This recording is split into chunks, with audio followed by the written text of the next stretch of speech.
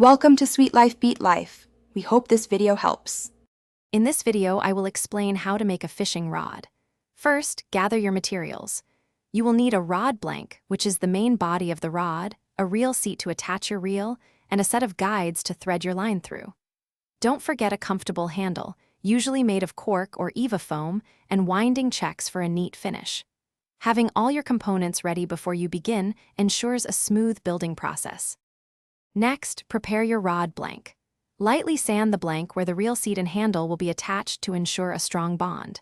Then, apply a 2-part epoxy to secure the reel seat firmly in place. Once the reel seat is set, slide on your chosen handle components, like cork rings or an EVA grip, and glue them down. Make sure everything is aligned straight and feels comfortable in your hand. Now comes the crucial step of guide placement. Proper guide spacing is essential for optimal rod performance and casting distance. Use a guide spacing chart as a reference, then temporarily tape the guides in place to test the flex. Once satisfied, meticulously wrap each guide foot onto the blank using strong nylon or silk thread.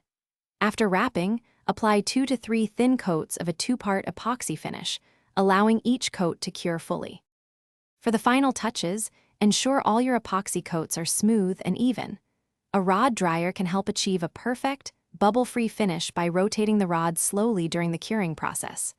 Allow the rod to cure for at least 24 to 48 hours, or even longer for a full cure, in a clean, dust-free area. Once fully cured, your custom-built fishing rod is ready for its first cast. Enjoy your handcrafted masterpiece.